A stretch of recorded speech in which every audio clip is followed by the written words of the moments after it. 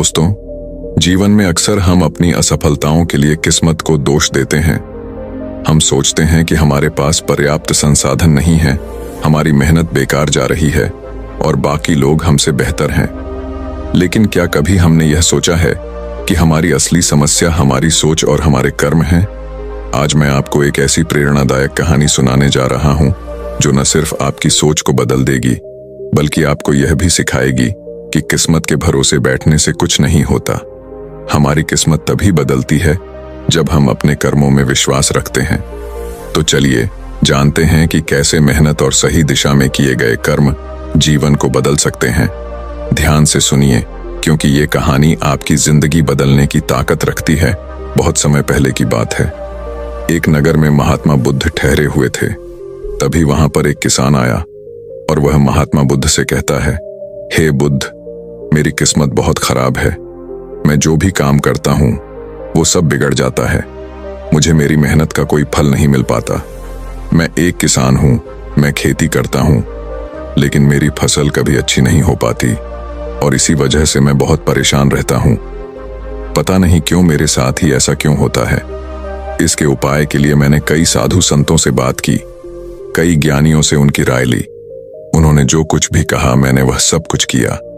मैंने सभी तरह के अनुष्ठान, पूजा पाठ और यहां तक कि हर प्रकार के कार्य करके देख लिए, लेकिन फिर भी मुझे इसका कोई लाभ ही नहीं मिल रहा। और वहीं पर मेरे अन्य गांव वाले, उन सब की फसल बहुत अच्छी होती है, जबकि वह अपने खेतों में उतनी मेहनत भी नहीं करते, लेकिन फिर भी उनकी फसलें हमेशा ही बहुत अच्छी होती हैं। मैंने सुना है कि आप सभी की समस्या का समाधान करते हैं, इसीलिए मैं आज आपके पास आया हूं। क्या आप मेरी समस्या का समाधान कर सकते हैं? हे तथागत, क्या आप मेरी किस्मत बदल सकते हैं? उस किसान की वह सारी बातें सुनकर महात्मा बुद्ध मुस्कुराने लगे और उस किसान से कहते हैं, भंते, तुम्हारी किस्मत तो पहले से ही बहुत अच्छी है, सब कुछ तो तुम्हारे पास ही है, फिर भला तुम ऐसा क्यों कहते हो कि तुम्हारी किस्मत अच्छी नहीं है? इस पर वह किसान महात्मा बुद्ध के इस प्रश्न का जवाब देते हुए कहता है, हे तथागत, मेरे पास क्या है? मेरी किस्मत इतनी खराब है कि जिस भी काम में मैं हाथ लगाता हूं वह सारे कार्य बिगड़ जाते हैं। मैं चाहकर भी अपने खेतों में अच्छी फसल नहीं उगा पाता, जबकि वहीं पर मेरे गांव के अन्य लोग अच्छी फसलें उगा लेते हैं और वे लोग मेरी जितनी मेहनत तक नहीं करते। तो ऐसे में भला मेरी किस्मत कैसे अच्छी है? इस पर महात्मा बुद्ध मुस्कुराते हुए उस किसान से कहते हैं, भंते, तुम्हारे पास एक स्वस्थ शरीर है, तुम्हारे सभी अंग अच्छी तरह से काम करते हैं, तुम्हारा मस्तिष्क भी अच्छी तरह से काम करता है और तुम्हारे पास अच्छी खासी जमीन भी है। भला तुम्हारे पास किस चीज की कमी है? अगर ऐसे देखा जाए तो तुम्हारी किस्मत तो बहुत अच्छी है। इस पर वो किसान महात्मा बुद्ध से कहता है, हे तथागत, मेरी समस्या यह नहीं है। मेरी समस्या तो यह है कि जिन भी कार्यों में मैं हाथ डालता हूं वह कार्य बिगड़ क्यों जाते हैं। रही बात जमीन, अच्छा शरीर, अच्छा मस्तिष्क और अच्छे अंगों की, तो वह तो सभी के पास है। मेरे सभी गांव वालों के पास भी है और उनके पास अच्छी जमीन भी है और तो और उनके पास अच्छी फसल भी है। इसी कारण वे लोग हमेशा सुखी रहते हैं। लेकिन मेरे खेतों में तो अच्छी फसल हो ही नहीं पाती। हर वर्ष मुझे एक भारी नुकसान झेलना पड़ता है। क्या आप मुझे कोई इसका उपाय बता सकते हैं? क्या ऐसा कोई मंत्र, क्या ऐसा कोई तरीका है जिससे मेरी किस्मत एक बार फिर से चमक जाए? इस पर महात्मा बुद्ध उस किसान से कहते हैं, ठीक है, यदि तुम कोई उपाय चाहते हो या कोई मंत्र चाहते हो तो वह मैं तुम्हें अवश्य ही दूंगा, लेकिन उससे पहले मुझे यह बताओ, क्या तुम्हें पता है तुम्हारे खेत में खजाना है? ये सुन वह किसान थोड़ा आश्चर्यचकित हुआ और वह महात्मा बुद्ध से तुरंत ही बोल पड़ा, हे बुद्ध, आप ये क्या कह रहे हैं? मेरे खेत में खजाना है और यह मुझे पता तक नहीं बताइए। वह खजाना कहाँ है? मैं अभी उसे जाकर निकाल लूंगा। बताइए बुद्ध, वो खजाना कहाँ है? इस पर महात्मा बुद्ध उस किसान से कहते हैं, भंते, वह खजाना तुम्हें ऐसे नहीं मिलने वाला। उसके लिए तुम्हें मेरा कार्य करना होगा। मैं तुम्हें जैसा जैसा कहूंगा तुम्हें वैसा ही करना होगा, तब जाके तुम्हें वह खजाना अवश्य मिल पाएगा। उस किसान ने महात्मा बुद्ध की सारी बातें सुनी और उसके बाद वह किसान महात्मा बुद्ध से कहता है, हे तथागत, बताइए मुझे क्या करना होगा? आप जैसा कहेंगे मैं वैसा करने के लिए तैयार हूं, लेकिन मुझे बता दीजिए कि आखिर वह खजाना मेरे खेत में कहां पर है। इस पर महात्मा बुद्ध उस किसान से कहते हैं, भंते, अपने खेतों में जाओ और अपने खेतों की खुदाई करके एक मिट्टी टोकरी भरकर मेरे पास लाओ। वह किसान तुरंत ही महात्मा बुद्ध की बात मान लेता है। वह भागा भागा अपने खेतों में जाता है और जल्दी जल्दी एक टोकरी मिट्टी भरकर वह वापस महात्मा बुद्ध के पास पहुंचता है। उस मिट्टी को देखने के बाद महात्मा बुद्ध उस किसान से कहते हैं, ठीक है, अब मेरी बात ध्यान से सुनो। अब से 1 महीने बाद अपने खेत की खुदाई करना और जब तुम पूरा खेत खोद दोगे तो उसमें से एक टोकरी मिट्टी फिर से मेरे पास लेकर आना। महात्मा बुद्ध के मुख से यह बात सुनकर वह किसान कुछ देर के लिए सोच में पड़ गया। वह यह सोचने लगा, जब खजाना मेरे खेतों में गड़ा हुआ है तो महात्मा बुद्ध मुझे सीधे सीधे बता क्यों नहीं देते कि वह कहां पर है। उसने कुछ देर सोच विचार करने के बाद महात्मा बुद्ध से आखिरकार यह बात पूछ ही ली। वह किसान महात्मा बुद्ध से कहता है, हे तथागत, यदि वह खजाना मेरे खेतों में है तो आप मुझे बता क्यों नहीं देते कि वह कहां पर है। मैं उसे अभी जाकर निकाल लेता हूं। भला मुझे 1 माह का इंतजार क्यों करना है? आखिर इसकी क्या जरूरत है? इस पर महात्मा बुद्ध बड़े शांत स्वर से उस किसान से कहते हैं, भंते, हर कार्य का एक समय होता है और वह कार्य यदि उचित समय पर किया जाए तो वह हमें उचित और शुभ फल देता है। तुम चाहते हो तो मैं तुम्हें खजाना बता देता हूं कि वह खजाना तुम्हारे खेतों में कहां गड़ा हुआ है। लेकिन एक पल के लिए यह भी सोच लो, अगर तुम अभी उस खजाने को पाने की कोशिश करोगे तो हो सकता है कि तुम्हारे हाथ तो कुछ भी ना आए। सोच लो, तुम अभी उस खजाने को पाना चाहते हो या 1 महीने के बाद। महात्मा बुद्ध के मुख से यह सारी बातें सुनकर वह किसान कुछ देर के लिए सोच विचार में पड़ गया और फिर वह महात्मा बुद्ध से कहता है, हे तथागत, आप जैसा कहेंगे मैं वैसा ही करूंगा। इतना कहकर वह महात्मा बुद्ध को प्रणाम करके वापस घर लौट जाता है।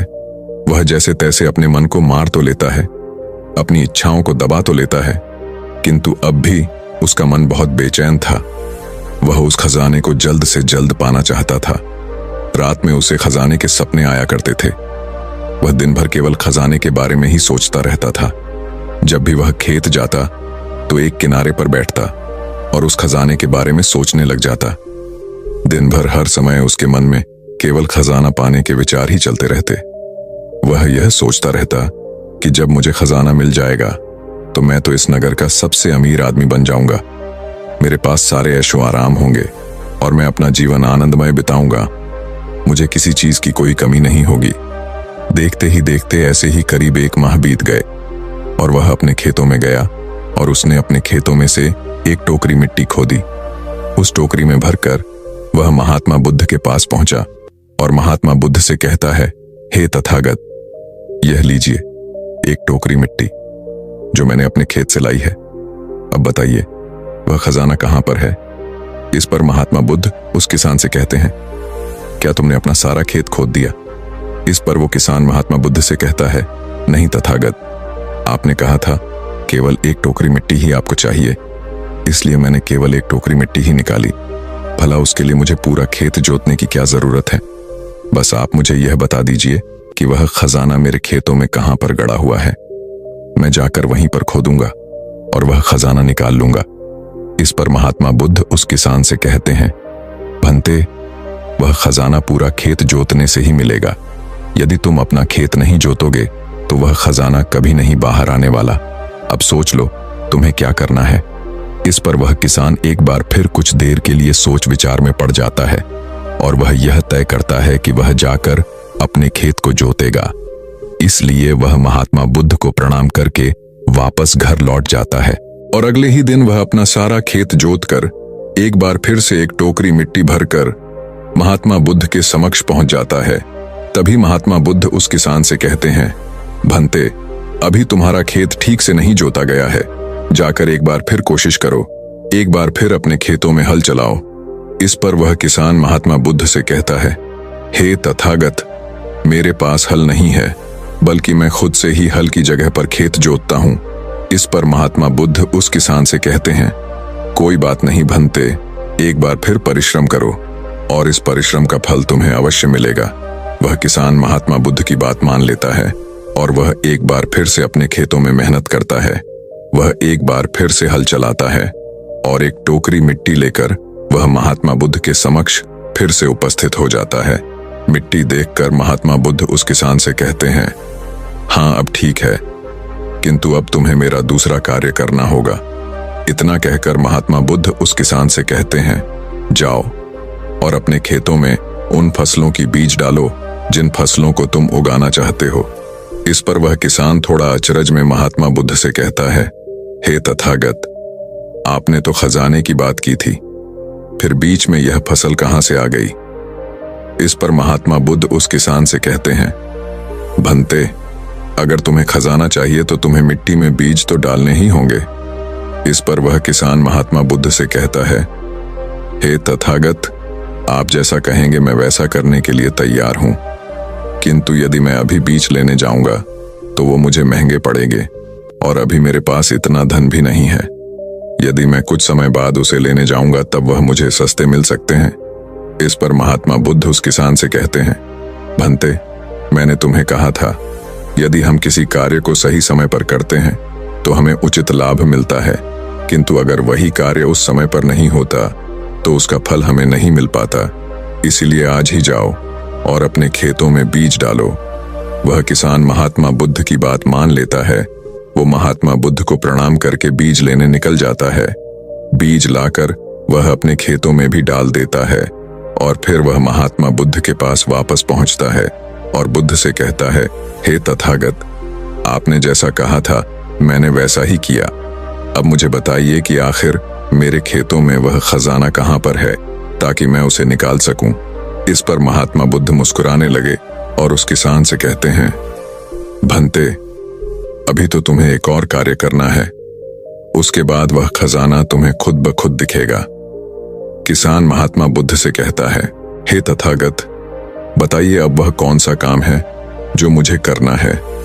इस पर महात्मा बुद्ध किसान से कहते हैं, जो भी बीज तुमने अपने खेतों में डाले हैं, अब से तुम्हें उनकी देखभाल करनी है। उन्हें प्यार से सींचना है और देखना उन्हें कोई तकलीफ ना हो, वह स्वस्थ रहे, उन्हें कोई बीमारी या कीड़ा ना लगे।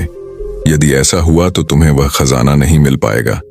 और यदि तुम्हारे खेत का हर एक बीज अंकुरित हो गया और वह अपनी संपूर्णता तक पहुंच गया तो वह खजाना तुम्हें अवश्य ही दिखाई देगा और तब तुम्हें मेरे पास आने की कोई आवश्यकता भी नहीं पड़ेगी। उस किसान ने महात्मा बुद्ध की सारी बातें मान ली और उसके बाद वह महात्मा बुद्ध को प्रणाम करके वापस घर लौट गया। अब से वह अपने खेतों की देखरेख करने लगा। उस किसान ने अपने खेतों पर पूरा ध्यान दिया, किंतु अब भी उसे सपनों में वह खजाना ही नजर आता था और वह मन ही मन सोचता था कि बस एक बार यह फसल पूरी तरह से स्वस्थ हो जाए तो वह खजाना भी मुझे मिल ही जाएगा। इसी सोच के साथ वह उन फसलों की देखरेख में दिन रात लगा रहता। उसने अपनी फसलों पर किसी प्रकार की कोई विपदा नहीं आने दी और देखते देखते वह दिन भी आ गया। जब उसकी फसल उसके खेतों में लहलहा रही थी तभी उसे महात्मा बुद्ध की बात याद आई। महात्मा बुद्ध ने कहा था कि जब तुम्हारी फसलें तैयार हो जाएंगी तो तुम्हें तुम्हारा खजाना भी मिल जाएगा। ये बात याद आते ही उस किसान की आंखों में आंसू आ गए। जो खजाना उसके खेतों की जमीन में हुआ था वह बाहर आ चुका था। उसके जैसी फसल उसके गांव में किसी की नहीं हुई थी। उसकी फसल से उसके सभी कर्ज भी पूरे होने वाले ही थे और सभी गांव वाले उसकी मेहनत को देखकर बहुत खुश थे और उस किसान की तारीफ कर रहे थे। लेकिन तभी उस किसान को महात्मा बुद्ध की याद आई और वह खुद को महात्मा बुद्ध के समक्ष पहुंचने से रोक न पाया। वह तुरंत ही महात्मा बुद्ध के चरणों में जा गिरा और उनसे कहने लगा, हे तथागत, आपने जो खजाना मुझे बताया था वो मुझे मिल गया है, लेकिन मुझे यह बात नहीं पता चल रही कि वह खजाना मुझे पहले क्यों नहीं मिला। इस पर महात्मा बुद्ध उस किसान से कहते हैं, भंते, हमेशा किस्मत को दोष देना सही नहीं होता। पहले तुम अपनी किस्मत को सही करने में लगे हुए थे, लेकिन तुम यह भूल रहे थे कि तुम्हारी किस्मत तो पहले से सही थी। तुम सही काम नहीं कर पा रहे थे। तुम चाहते थे कि तुम्हारे कर्म किए बिना ही तुम्हारी फसल सबसे उत्तम हो, लेकिन उसी वक्त मैंने तुम्हें खजाने का लालच दिया और खजाने के लालच में ही सही लेकिन जब तुमने सही समय पर सही काम किया तो तुम्हें सही फल भी मिला। और जो तुम्हारे पास सबसे उत्तम चीज है, जो तुम्हारे पास असली खजाना है, वह तुम्हारा शरीर ही है। इस शरीर के माध्यम से हम इस दुनिया में जो चाहे वह पा सकते हैं, लेकिन यहाँ पर तो हर कोई अपनी किस्मत का रोना रोने में लगा हुआ है। यहाँ तक कि उन्हें अपने कर्मों में विश्वास ही नहीं है। तो ऐसे लोग भला अपने लक्ष्य तक कैसे पहुंच सकते हैं?